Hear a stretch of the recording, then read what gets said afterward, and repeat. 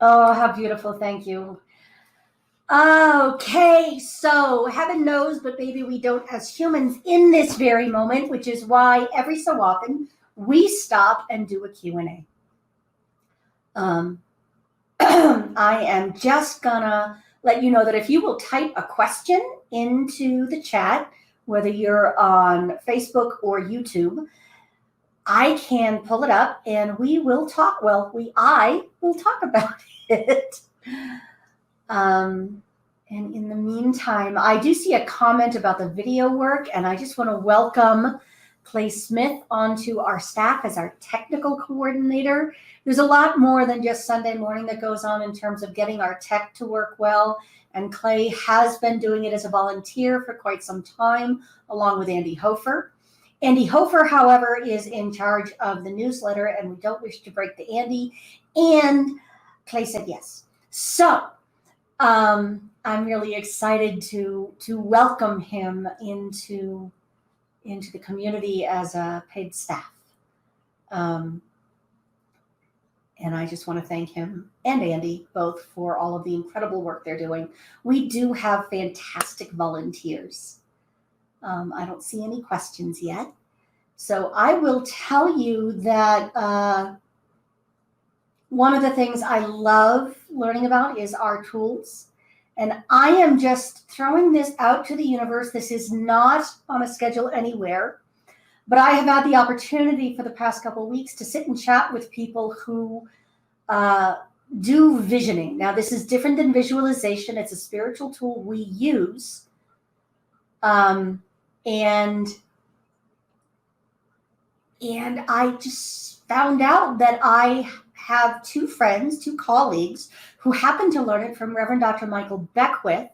And so they, he is the person who kind of created the whole system for CSL. And I am just telling the universe right now, I would love for them to co-teach a class, and I'm just saying I'd take it. And I would totally support anyone else who wanted to help me nudge them in prayer and perhaps through email.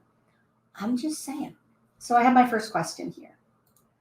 And it says, what was the turning point for me as a Catholic as I explored outside that faith, and how was I directed to religious science? I used to joke that when I got the call, it was because God was drunk dialing. But in truth, I had been moving in this direction for many, many, many years. In undergrad, before I owned a car, I could not get to Catholic Church. It was a 45-minute walk, literally up the side of a mountain and then back down the other side. So uphill both ways. I covered that. And it was Western Massachusetts, so there was times it was even in the snow. And I just couldn't get I was a college student. I didn't have a car, and I did have plenty of laziness. So I just wasn't getting myself to church.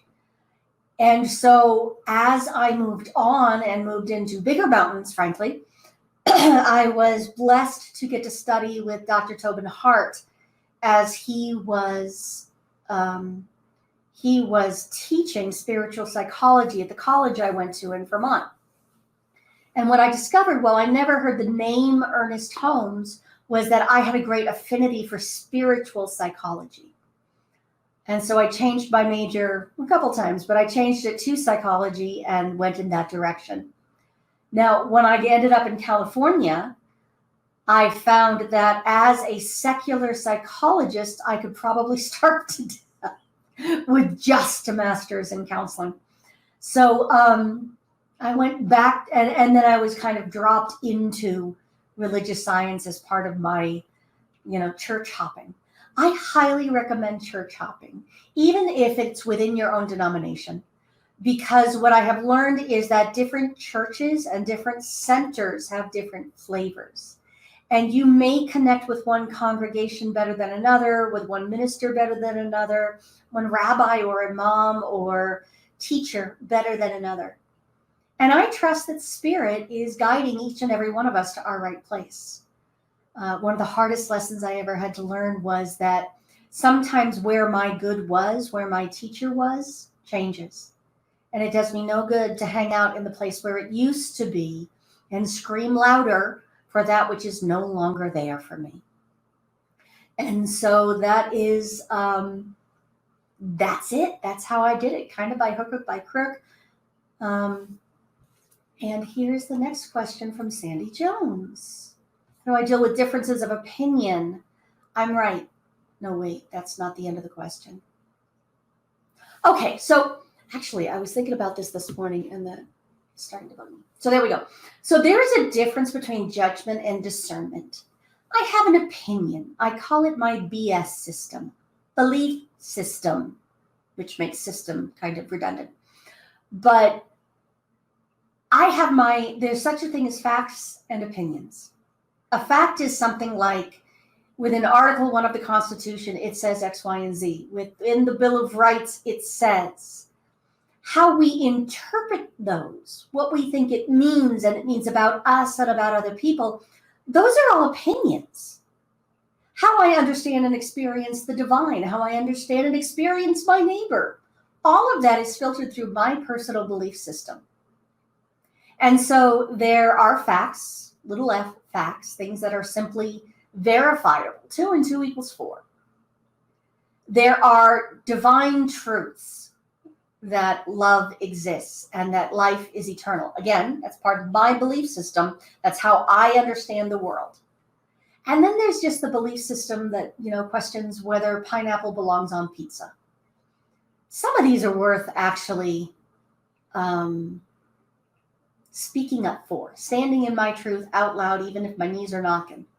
Some of them, like pineapple on pizza, get half and half for heaven's sakes. There's always room to work around these things. We have strong opinions in general, and yet we can love one another. I have strong opinions about certain things and have deep, dear friends who have the opposite opinions about things that really mean a lot to us. And so long as we remember that we are dealing with a Christed being, it becomes easier to allow both things to be true according to each person at each time. That doesn't mean that I allow myself to become a doormat for other people's opinions. There is nothing in religious science that requires us to lie. Ernest Holmes was very clear. We do not cry peace where there is no peace. That's resignation. It's a different thing. And so we do have to continue speaking the truth as we understand it and respectfully listening to those who are listening to us. I hope that answers that question. So Claire, from Pearl. How do they know when we are being completely authentic? How do we shape our faith? How can you think of something everyone can agree on despite the chaotic world we are experiencing? And what movie character would you most like to be? Well, that will keep us busy until the end of our time, or time in general. So how does one know when they are being completely authentic? I know. I don't need to be told when I'm being authentic. And I would be willing to bet that if you are paying attention, if you are doing your meditation and your spiritual work, you know who you are. And when you are responding to the voices that told you who you should be, there is always a part of you that knows the truth. There is always a part of you within you that is speaking long and loud about who you are and what you're doing.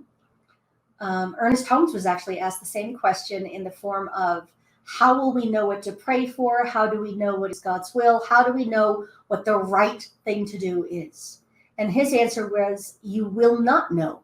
You already know. And sometimes, I don't know about you guys, but I will say, I don't know, when the truth is, a more correct statement would be, I don't want to know, or I don't want to admit that I do know, because then I have to actually act on something and I'm scared, or I stand to lose something. How do we shape our fate? Of course we do. If we couldn't shape our own fate, well, and fate assumes that there is some big blackboard in the sky in which God is chiseled, or some big piece of granite in the sky in which God has the master plan for us. that's a misunderstanding about the nature of God and the nature of the relationship we have with God. The divine works through us.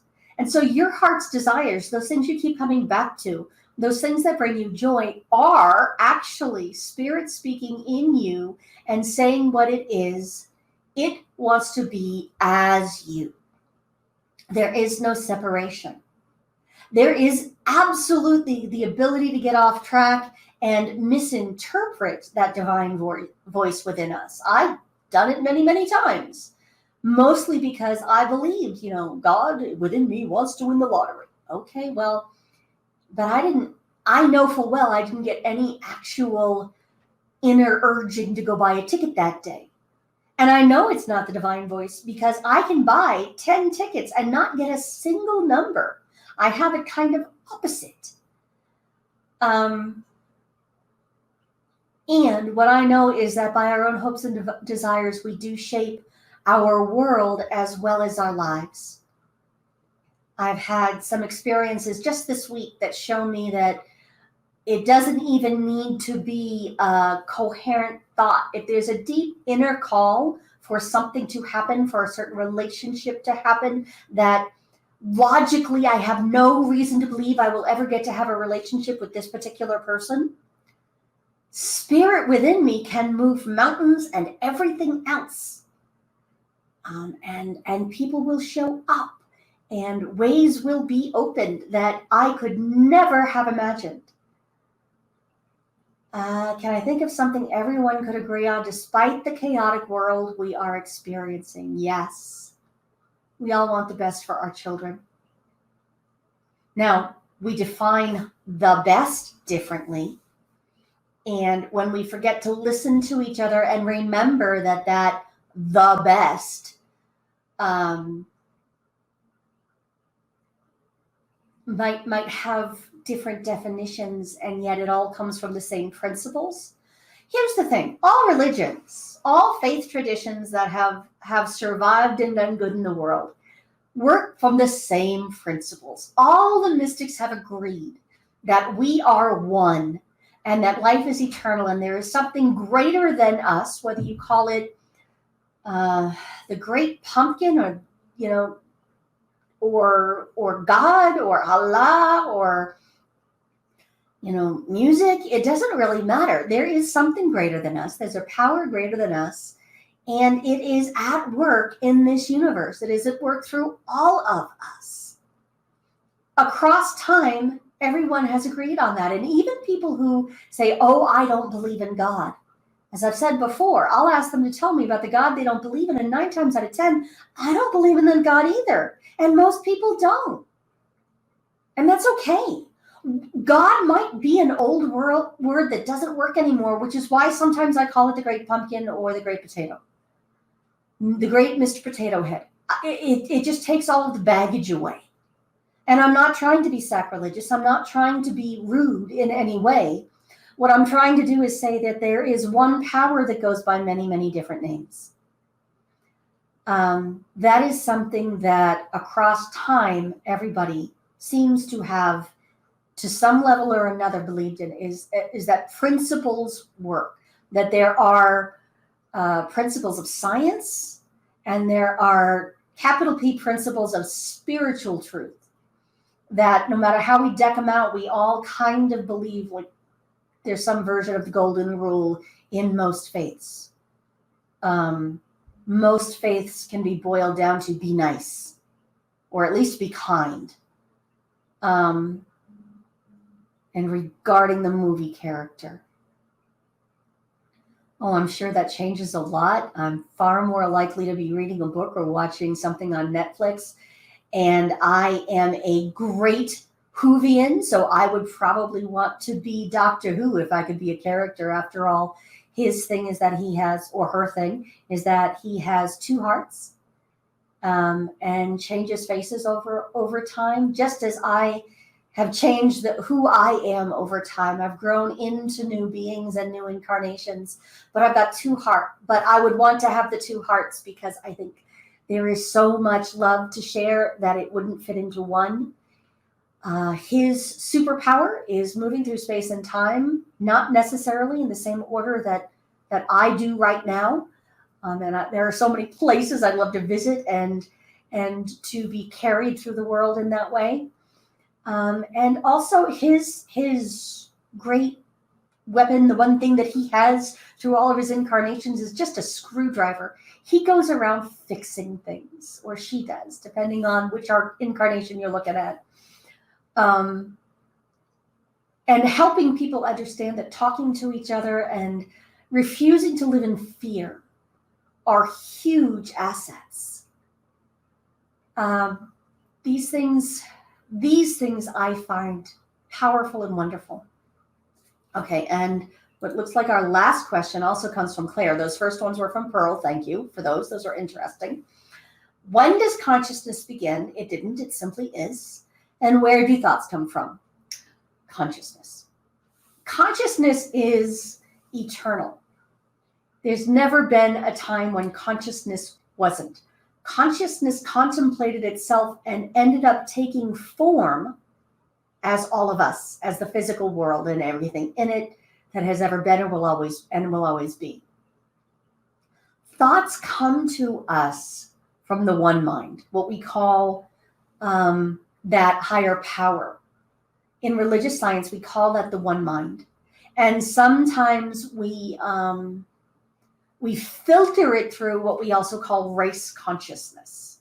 Now, Catherine McDowell last week talked about the science of mind symbol, which has 3 levels to it. It's in a circle. And the top level is pure thought. It is pure consciousness. It is unfiltered by anyone or anything. It is something that we can catch glimpses, or traditionally we catch glimpses of, but don't necessarily live in all the time. The second layer we'll come back to. The third level is the level of what we call effect, with an E. If pure consciousness is cause, then the effect is the physical world. Look out at the world and you will see the effect of all of our thinking and all of the one mind thinking and all of everybody's thinking and beliefs, whether we know about them or not, across all time and space. So in that middle section is what Reverend Catherine called the B cause. So if you have cause A, the first cause, and then cause B, we usually say, I can't do that because. And there's that belief system, that BS that's going on in there that is in our subconscious, or is in the shared consciousness of all sentient beings that have ever been, based on all of our experiences, based on all of our best and worst thinking ever. That's all in that what we call the race consciousness, or that middle section of our teaching symbol. Thoughts filter through that, and that is why we sometimes have thoughts that make no sense. It's because they're like a little, it's like playing pinball. God drops the ball, perfect thought drops in, and then gets pinged and ponged all over the place, and then comes out as form. So what might have originally been a thought of love comes out as an experience of that which looks like not love.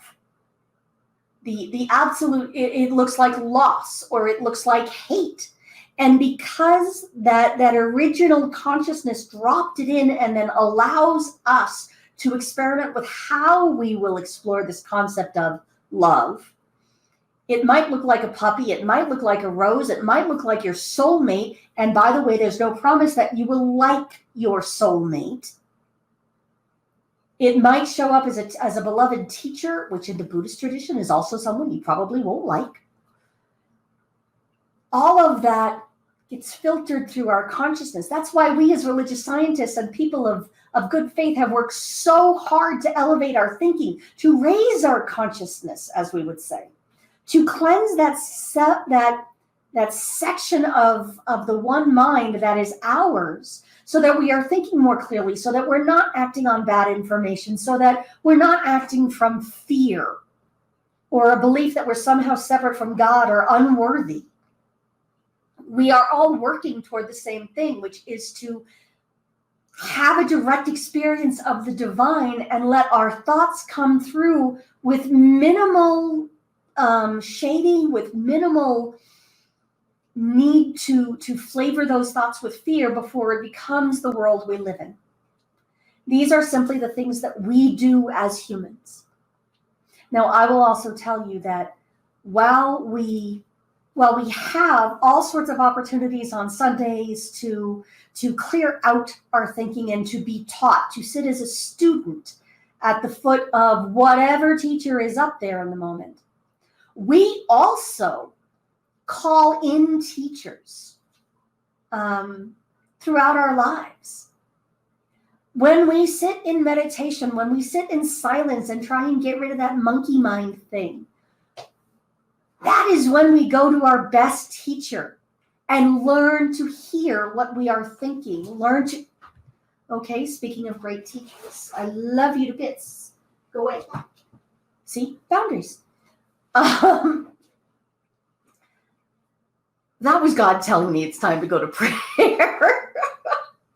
That love shows up in all sorts of forms. So if you will, please join me now in consciousness. Join me now in that one mind. And whatever you call prayer, however you sit, whatever you do in order to focus within, I ask you to do that with me now and take these words as your own, as it feels comfortable. Because there is God and only God. There is a single power and presence in this universe. And it is that absolute, pure, and perfect truth that goes by so many names and is experienced in so many beautiful ways, that has been experienced in so many beautiful ways across time and space. What I absolutely know is that it is that power and presence that defines all of us and our better angel and our best thinking. It is the divine within us that is our life, that creates this world through us, using our hands and our hearts and our voices as vehicles to speak great truth. And so in this moment, I recognize that we are all one with God. And as that is not able to be changed, there is no longer a struggle for worthiness, a struggle to not be the horrible sinner that we think we are. I let go of all of the lies and bad information and unfortunate experiences that have been held in the race consciousness across time. And I stand in the light of truth and let absolutely nothing distract me. In this truth, we are one. And in this truth, there is only love. It is a powerful truth. It lands in the heart and in our experience as peace and as joy, as purring of a loving cat. I bless and celebrate this great truth that we all stand in here and now, knowing that because we are standing in truth, the old misunderstandings now fade away, and anything that looks like war or poverty or lack or sickness, all of that goes back into the nothingness from which it came. It was based on bad information. We don't need to create it anymore. We can learn from our joy rather than our suffering. And so I declare a new day. I know that this divine being within, through, for, and as each and every one of us is making all things new. And as we stand in this beautiful light, there is no more fear. How can there be fear when we are awash in that great love? I bless this truth and rest in it with a grateful heart, knowing it's already done, and that the natural spiritual laws have already moved into motion, moving these things into being at the physical level, so that we more accurately reflect our deep spiritual truth here as humans, as beings, as God beings. I bless and celebrate all of that and know it is true and know it is done. And so it is.